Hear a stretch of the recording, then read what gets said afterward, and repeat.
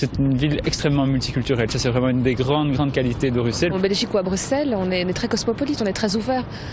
Je dirais qu'il n'y a pas vraiment de choc de culture, c'est plutôt le carrefour des cultures. Moi, je vois différentes couches là à Bruxelles. Il y a cette couche, c'est la capitale d'Europe, la capitale de la Belgique, capitale de la Flandre.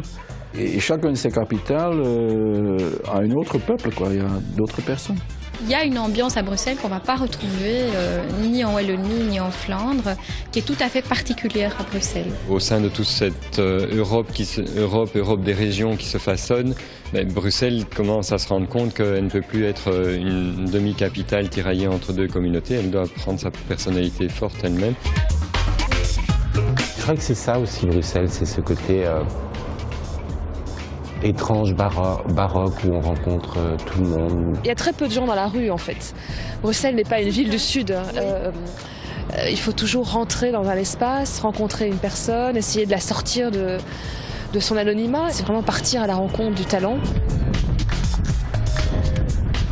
Brussels is not only the capital of Belgium and of the European Union, it's also one of the greenest cities in Europe.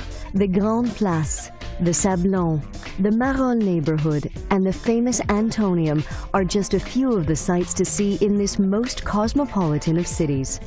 There have always been famous Belgians, but only in the last few years has Belgium, and particularly Brussels, made its mark in film, fashion and design, areas previously reserved for the world's great capitals.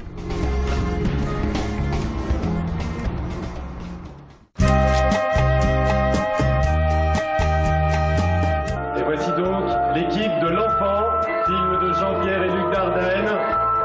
Je crois surtout que Bruxelles n'a plus honte d'elle-même. Moi, quand j'étais adolescent, c'est clair que quand on disait qu'on venait de Bruxelles ou qu'on était belge, par rapport à un Français, un Parisien, il y avait ce complexe d'infériorité, qui existe peut-être encore un petit peu. Peut-être que c'est le complexe de supériorité des Français qui n'a pas diminué. Mais aujourd'hui, ce qui est fou, c'est de constater que la Belgique en général et Bruxelles en particulier a développé ces dernières années une série de talents qui font fondre les Français, en particulier, je dirais, mais le monde aussi en général, sur le plan musical. Sur le plan de la mode évidemment, sur le plan cinématographique, je pense à un Benoît Poelvoorde. Le cinéma a explosé. Voilà, la musique des nouvelles générations de rockers francophones qui chantent parfois en anglais, je pense à Ginzu, Girls in Hawaii, Mudflow, Charcot, des petits groupes qui commencent à envahir le marché français. Avant c'était impensable, et la mode de plus en plus. Maintenant le label belge est une référence.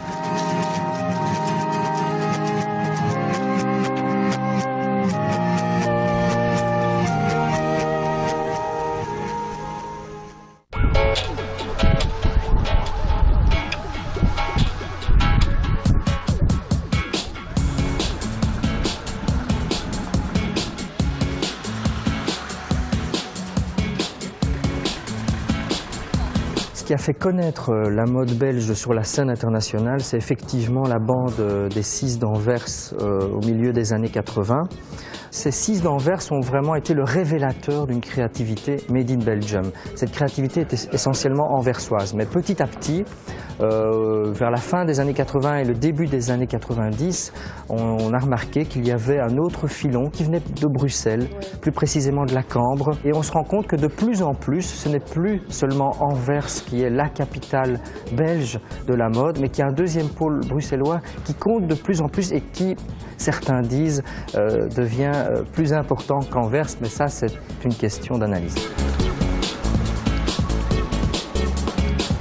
Il y a des gens qui sont aujourd'hui mondialement connus, comme Olivier Thijskens, qui travaille pour Rochas, Xavier Delcourt, qui ont été formés, qui n'ont pas fini toutes leurs années à la Cambre, mais qui ont été formés à Bruxelles et qui sont véritablement bruxellois dans l'âme.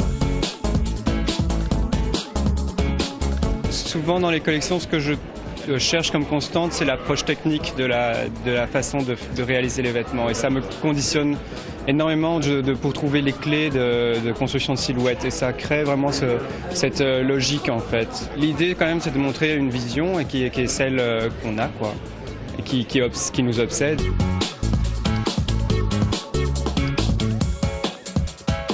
ces fameux créateurs belges défilent à Paris, ont des attachés de presse à Paris et se vendent surtout à l'étranger, que ce soit la France, les États-Unis, le Japon. Gros marché pour la mode belge, et que cette mode belge, entre guillemets un peu plus élitiste, celle des jeunes créateurs, se retrouve assez peu en Belgique. Il y a l'inévitable rue Antoine Dansart à Bruxelles, en face de la Bourse, qui est la rue des jeunes créateurs. Donc on a encore cette tradition de points de vente très particuliers, très élitistes, il faut le dire aussi, parce que les prix ne sont pas nécessairement donnés. C'est vraiment le quartier Dansart qui reste encore un petit peu le quartier qui bouge à ce niveau-là. Jean-Paul Knott, Margiela, enfin il y en a beaucoup.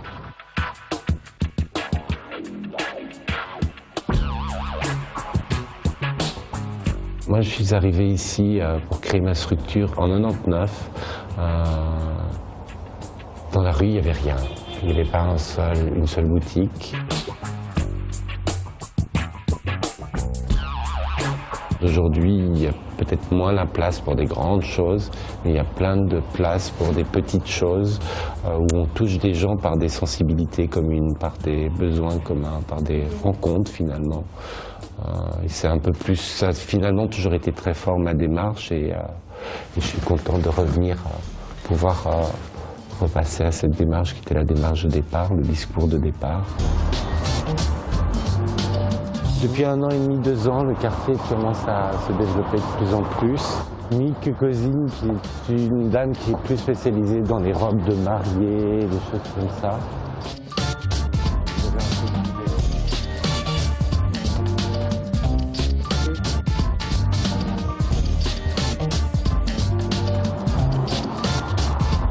Tout le monde est arrivé un peu en même temps, en disant aussi que Bruxelles bougeait, qu'il fallait le faire bouger, je crois. Je crois qu'il y a de plus en plus, ces dernières années, une sensibilisation à la créativité made in Belgium au niveau de la mode. Notamment, je pense à une organisation, une SBL qui s'appelle Modo Bruxelais, qui défend la mode bruxelloise depuis quelques années maintenant, 10 ans, et qui sensibilise le public par des actions. Ça s'appelle le parcours des stylistes, tous les 2 ans. C'est organisé au sein de Bruxelles, avec un parcours qui mêle architecture et mode, design et mode, qui est très original et qui invite justement le grand public à découvrir les jeunes créateurs dans la ville.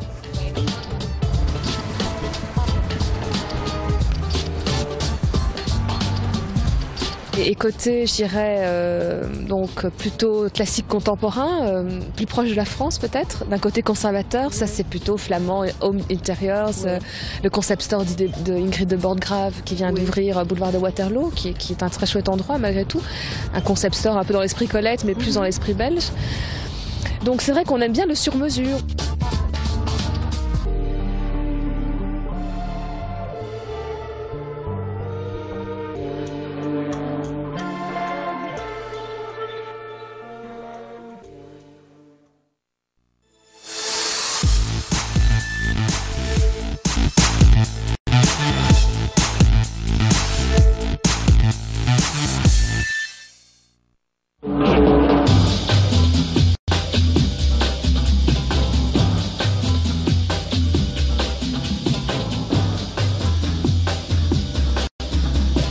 On a toujours pensé, avant l'ouverture du centre de la BD en 89, qu'il était normal qu'il y ait un musée de la BD à Bruxelles, parce que c'est tellement bruxellois la bande dessinée.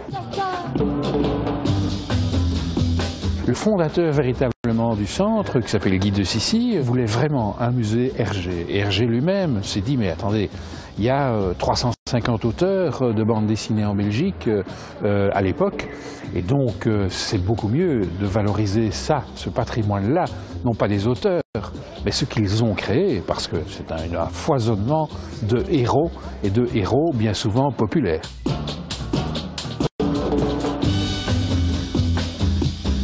On a cherché, comme tous les peuples, à développer au fil du temps un langage à nous. Et ce langage, ça a été l'image. Et les auteurs de bande dessinée, dont Hergé bien évidemment, sont toujours dans cette même tradition-là. On ne se prend pas très au sérieux, y compris quand on fait des choses parfois grandioses, mais ça fait partie de nous.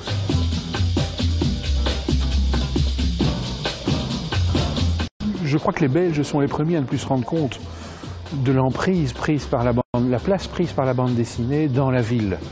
Elle est en autocollant à l'arrière des voitures, elle est vendue à côté des caisses de grands magasins, elle est omniprésente, elle sert de guide pour se rendre parfois d'un quartier à l'autre. Et donc on utilise le langage de la bande dessinée pour énormément de choses.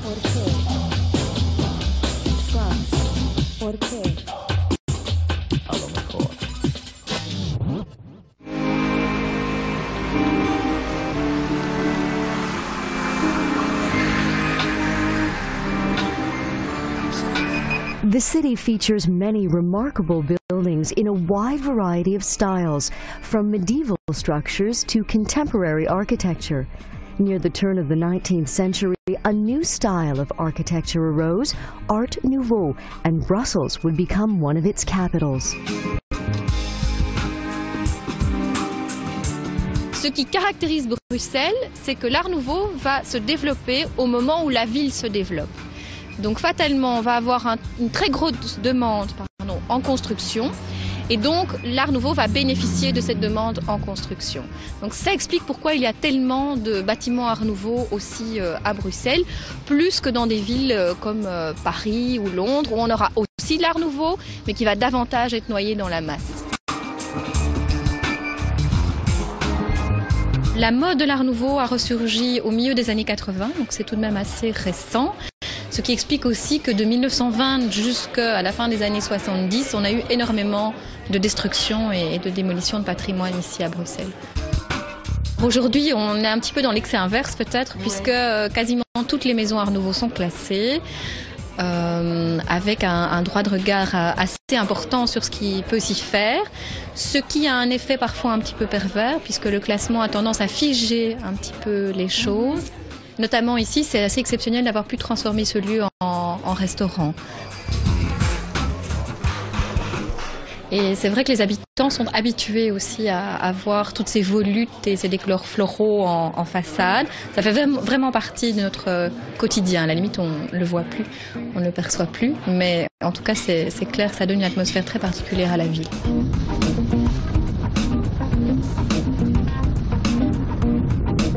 Moi, j'ai toujours vécu ici, donc je vois toutes les incohérences qu'on peut avoir qui font que en fait, Bruxelles est une ville multiple, juste un patchwork.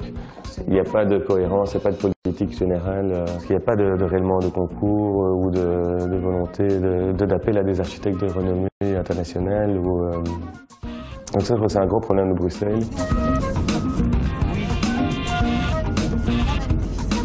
Il y a des occasions de construire. Bon, c'est une ville aussi à rénover, donc il y a beaucoup de rénovations, mais il y a des maisons qu'on enlève, il y a des terrains en friche encore. C'est une ville qui a été extraordinairement démolie. Donc dans les années 50, il y a eu donc pas mal de spéculations et énormément de bâtiments très importants qui ont été démolis, comme la Maison du Peuple de Horta qui ont été démolis. Alors il y a évidemment une espèce de frilosité sur le contemporain qui est très très forte à Bruxelles. Et donc quand vous proposez du neuf, et surtout de l'architecture contemporaine, donc pas du pastiche, il faut convaincre et c'est pas toujours évident.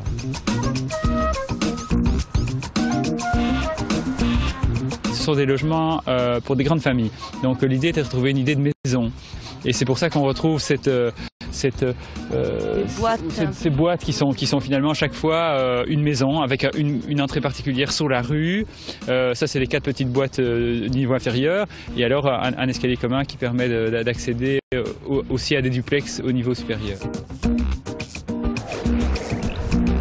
Depuis une dizaine d'années, un peu moins, la législation a changé et a imposé des concours d'architecture ou en tout cas, pour le moins, une concurrence entre architectes.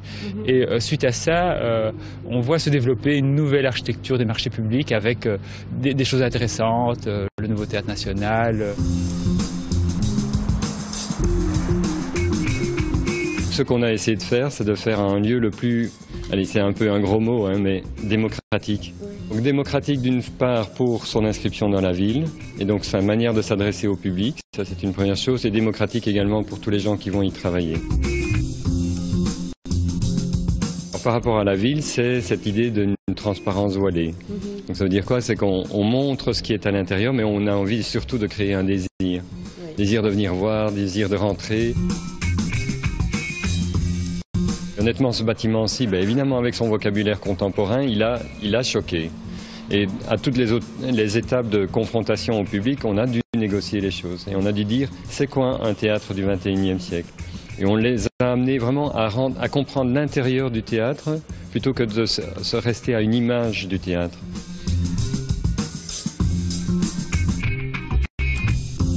Bruxelles est une ville qui perdait ses habitants au profit de la périphérie, une périphérie assez proche et assez verte. Et peut-être que là, les communautés européennes sont peut-être liées à ça. Depuis 3-4 ans, il y a un retour sur les valeurs du centre-ville, sur les valeurs de l'habitat en groupé, oui.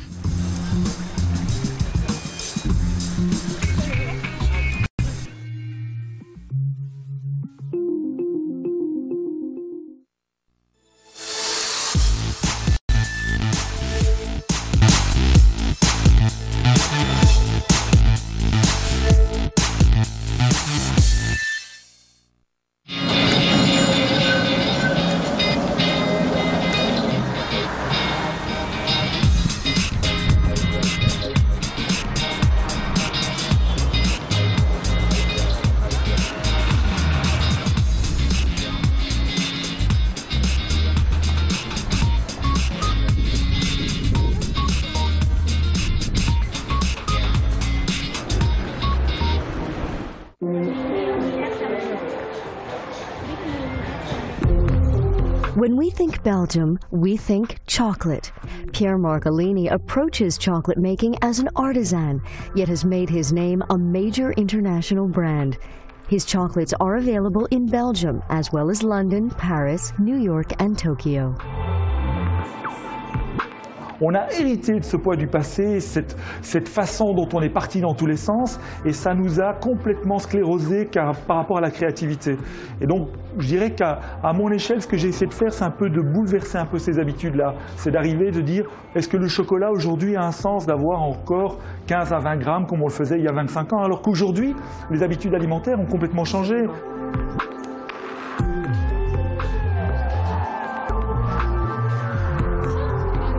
Les gens m'ont demandé un peu, mais est-ce que c'est pas un côté un peu fou, un peu mégalo? Et puis j'ai dit, je pense que c'est peut-être le meilleur moyen d'expression que je pouvais trouver, c'est de trouver une bâtisse comme celle-ci et de pouvoir dire, ici on va en faire un écrin et on va essayer de sublimer le mot chocolat et tout ce qui peut composer autour. C'est-à-dire et à la fois la tablette, et à la fois la confiserie, et à la fois la pâtisserie, c'est de dire l'origine peut-être du chocolat et l'écrin qu'on peut lui attribuer et tout ce qui nous a causé comme plutôt tout ce qui nous a proposé comme plaisir, eh bien on va pouvoir le mettre dans cet écrin-là. C'est pour ça qu'on a créé ce lieu. On a essayé de quelque part faire en sorte que ce soit un peu la haute couture du chocolat.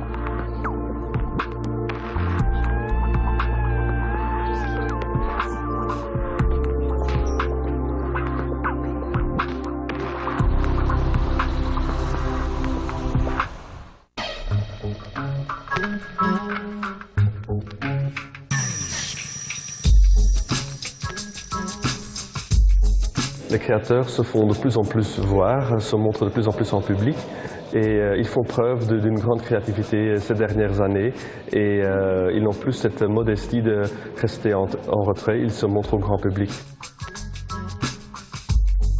C'est un musée très renommé, le musée d'art et d'histoire à Bruxelles, donc nous sommes très fiers de pouvoir montrer plus de 30 concepteurs belges dans un endroit aussi prestigieux. Il y a une offre tellement vaste qu'on a dû se limiter à un certain thème et cette fois-ci on s'est limité au thème de l'imperfection, donc la zone grise de la perfection et l'imperfection entre d'une part le monde de l'artisanat et les arts plastiques d'une part et d'autre part le design industriel.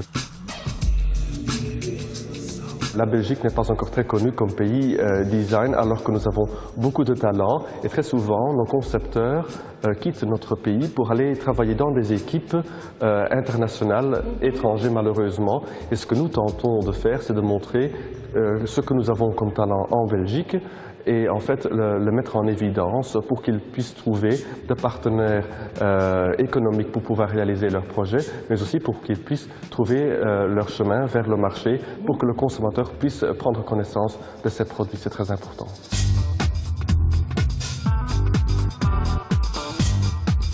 Quand on va à l'étranger, on n'arrête pas de nous parler, enfin en tout cas on parle beaucoup du design belge, donc peut-être particulièrement en France d'ailleurs, grâce à la Biennale Saint-Étienne, où il y avait une forte représentation belge. Je pense qu'en Belgique on a beaucoup de cultures mélangées et en même temps pas de culture qui nous tire vers un déblocage du passé par exemple. On a peut-être la chance d'être sur le front de deux cultures, latine et germanique. Donc et puis maintenant on est aussi un peu carrefour, enfin on est certainement un carrefour de l'Europe. On a toutes les nationalités qui s'installent ici, donc on est un centre d'influence, un grand carrefour qui est finalement très riche et qui s'applique bien au design parce que finalement on ne dessine pas pour la France, la Belgique, on dessine pour la planète. C'est ça, c'est aussi un côté grisant, c'est qu'il y a cet aspect universel qui est très excitant et qui est très motivant en tout cas.